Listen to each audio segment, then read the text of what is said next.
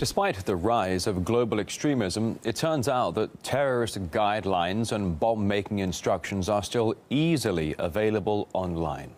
RT's Jacqueline Vuga has been surfing for such material. In less than 10 minutes, I was able to find multiple guides published by terrorist organizations through Google searches, clearly outlining how to make a bomb. We've chosen not to show nor name the handbooks we found, but they included step-by-step instructions in English from both Al-Qaeda and Islamic State. And within them, you can find lessons on kidnappings or carrying out various types of assassinations using explosives. And the problem is, anyone can find this information, including those hoping to put it to use. The bomb used in last week's New York subway attack included hallmark components of these readily available terrorist manuals. I just feel like this is a very scary moment for everyone, for all New Yorkers. I think it's kind of normal for these times, or particularly in New York City, which is targeted many times, and it's the new normal. Once a potential terrorist has the recipe for a homemade device, that only leaves gathering the necessary materials.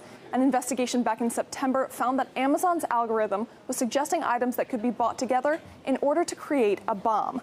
That surfaced just days after an improvised device was detonated in the London Underground. Oh, is that bag's on fire? I remember is the sound, explosion sound.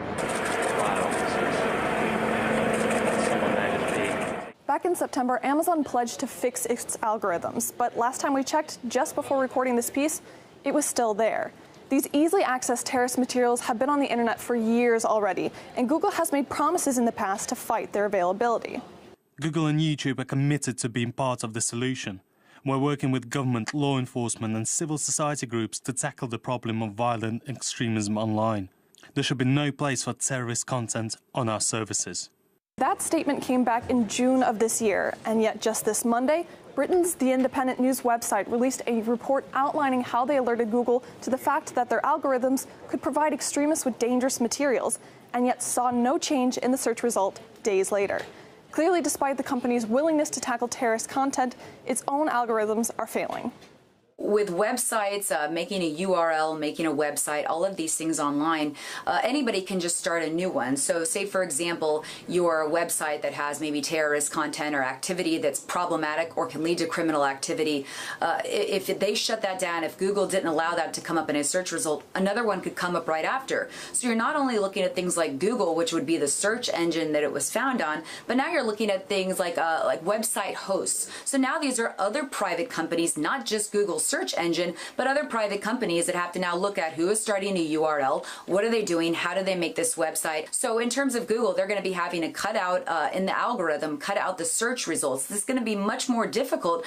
Now, some would have you believe that terrorists are lurking solely on the dark web, which most of us would never even know how to access. But it turns out they're not quite as far away as one would hope. Cyberspace is the new training camp. So individuals can find information about bomb making, they can identify targets, they can chat with their colleagues, they can receive instructions, they can receive inspiration. Cyberspace flies underneath the radar screen of the police and security forces. Some of the internet companies, the Googles, the Facebooks, and those can prevent that type of activity from coming into their space. It's a cat and mouse game. It's going to continue.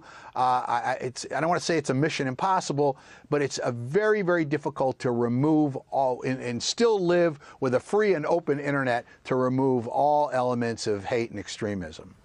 RT has requested Google deletes the search results so that dangerous and harmful materials can't be found online. We'll update you with any developments.